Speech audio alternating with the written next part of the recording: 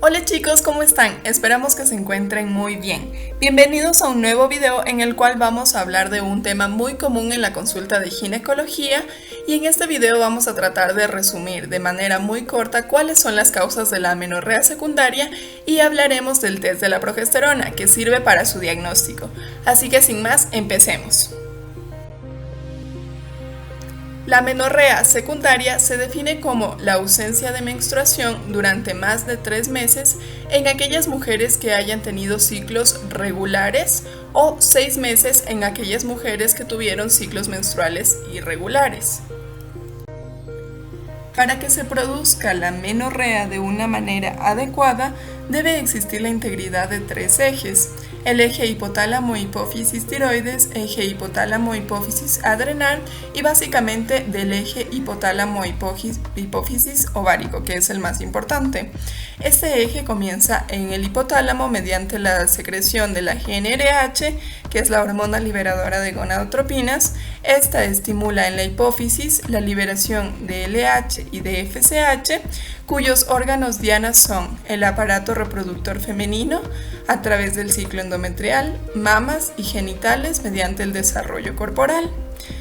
La FSH se encarga básicamente del desarrollo folicular y la LH de la ovulación. Sin embargo, ambas van a ser muy importantes para la producción de hormonas sexuales, y aquí debemos hablar de la teoría de las dos células. La LH va a estar en la célula de la teca, va a tener sus receptores en la célula de la teca, mientras que la FSH va a tener sus receptores en la célula de la granulosa. Mediante estos receptores se va a dar una captación del colesterol a través del plasma y en las células de la teca se producen andrógenos, los cuales por medio de difusión a través de la membrana basal pasan a las células de la granulosa. Y aquí estos andrógenos por medio de la aromatasa se convierten en estrógenos. Así que si es que tenemos algún fallo a nivel de la FSH o de la LH, vamos a tener una producción anómala de estrógenos y después de progesterona. Una vez que se da el pico de estrógenos y de LH, se produce la ovulación con la subsiguiente formación del cuerpo lúteo, cuyo papel fundamental es la producción de progesterona.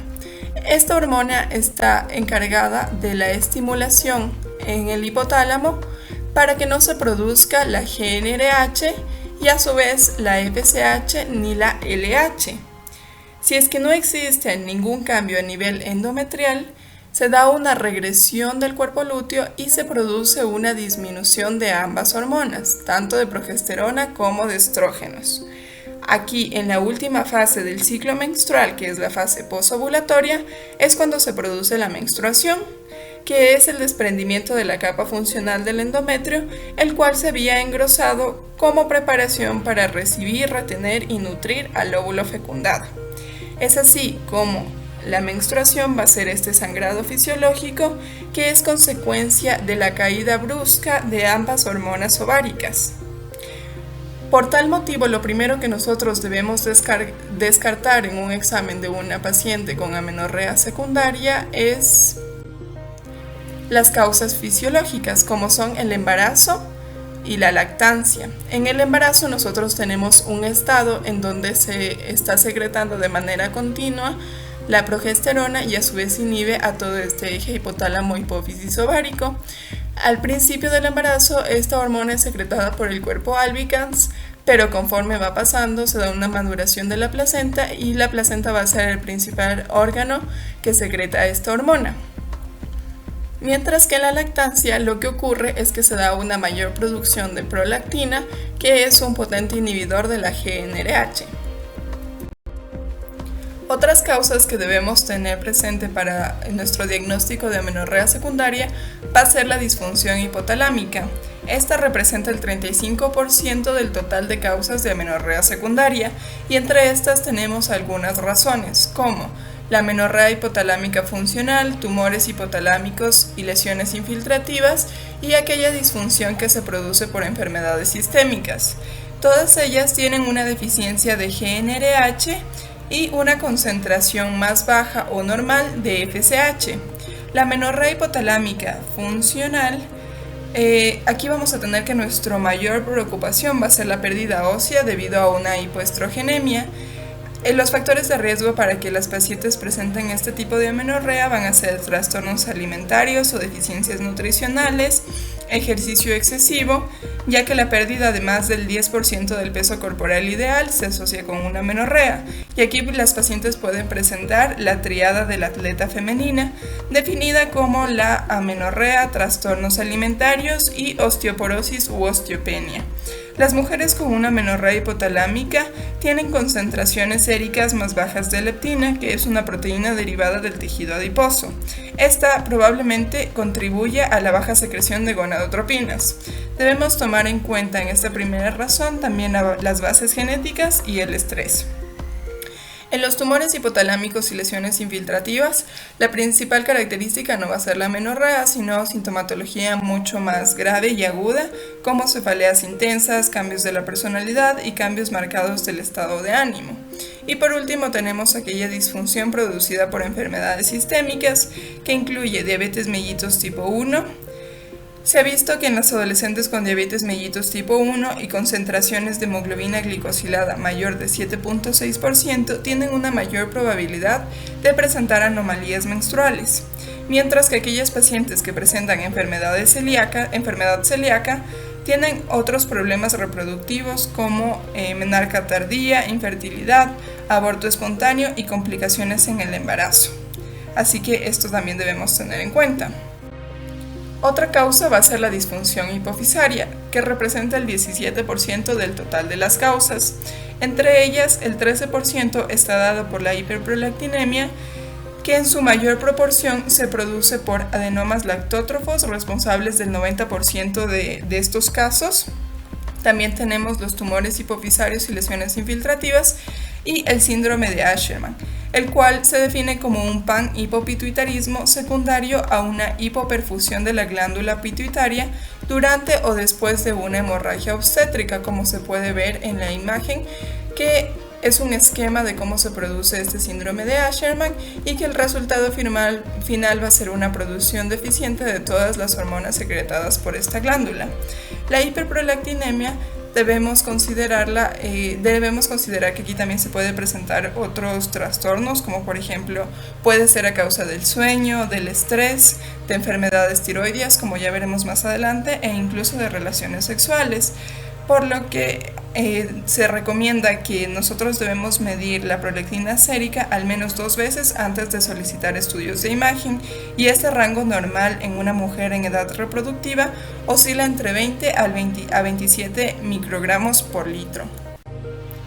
Otra causa es la disfunción ovárica, la cual representa el 40% del total de las causas. De este porcentaje, el 30% va a estar dada por el síndrome de ovario poliquístico, el 9% por insuficiencia ovárica primaria y el 1% restante por tumores que van a ser extremadamente raros.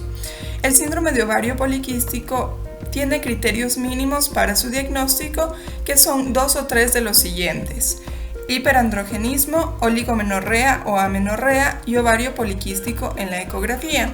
Aquí en la fisiopatología vamos a tener una resistencia a la insulina, que es la principal productora de toda la sintomatología de la paciente.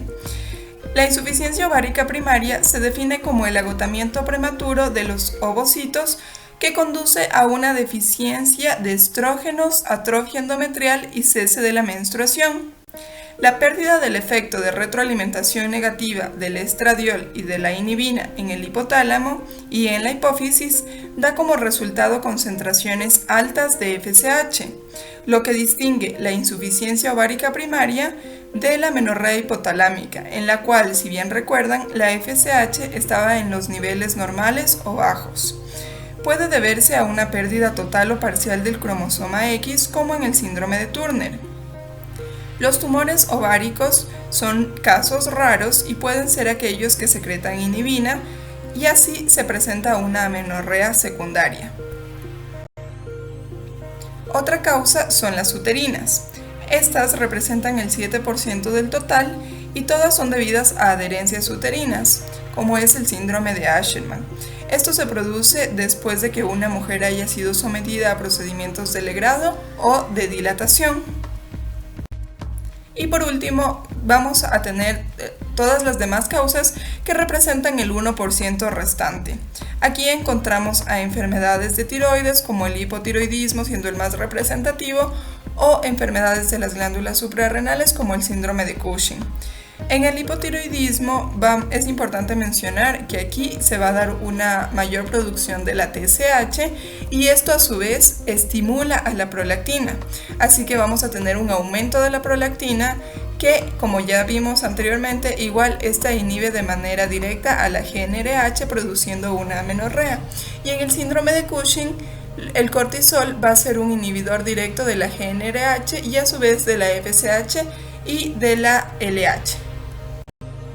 De este modo nosotros vamos a tener algunos tipos de hipogonadismo, como puede ser hipogonadismo hipergonadotrópico, en donde la LH y la FSH van a estar altas y los estrógenos bajos. El defecto primario nos indica que es en los ovarios, ya que el eje está respondiendo de manera adecuada al aumentar la producción de LH y de FSH, pero los estrógenos no se están produciendo de manera adecuada. Podemos tener el hipogonadismo hipogonadotrópico cuando la LH y la FSH están bajas y los estrógenos están altos. El defecto primario es en el hipotálamo y en la hipófisis. Y por último, hipogonadismo eugonadotrópico. Aquí la LH y la FSH van a estar normal y los estrógenos van a estar normal.